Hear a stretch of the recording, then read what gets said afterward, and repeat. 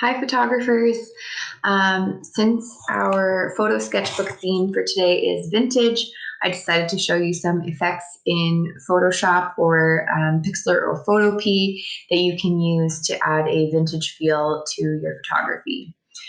So first, you're going to open up your editing choice program, Pixlr.com or Photopea.com.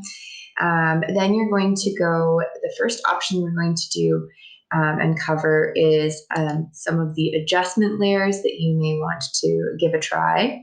So click on adjustment, and I first like to take the levels down a little bit to flatten the image. When we think about vintage photos, we didn't have as much richness in color film and paper.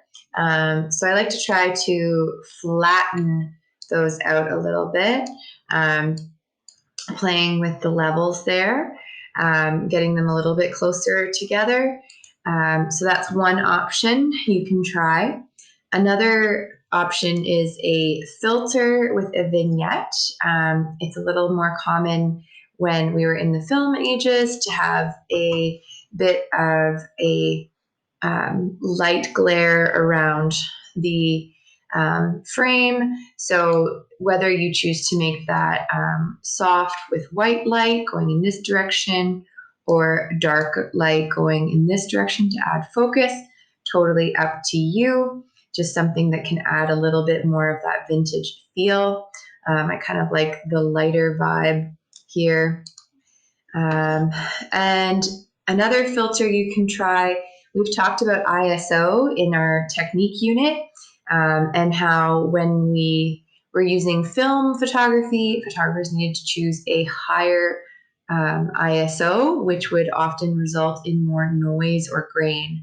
So you can try adding noise to your photo or grain. That's often found in filters, and the higher you go, the more noisy your photo will look. Then I wanted to give you some other options with blending modes and textures that you can try. So the first of those is dust and scratches. If you go onto Google and just search dust and scratches into Google Images, you'll get a couple of results like this.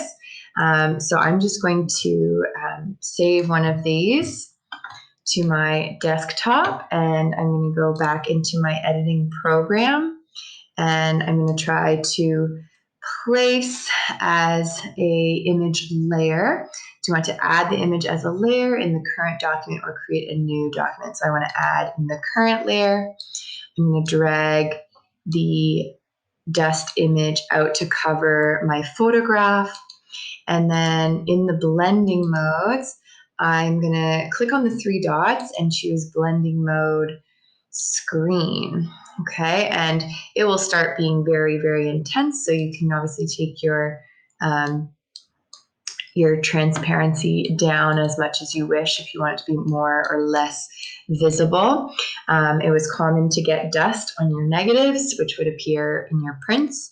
And it was another hassle that photographers had to do to clean their negatives after developing. So you can play with that as a texture to add that vintage vibe.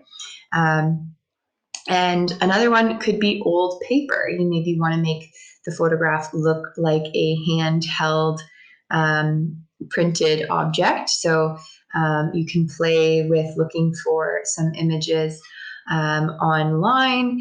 I just typed in old paper in Google, and if you find one that's high res, you can try a similar thing. So maybe looking for one with kind of a burnt edge. That's a stock image, so I don't want the bottom part, but try this one.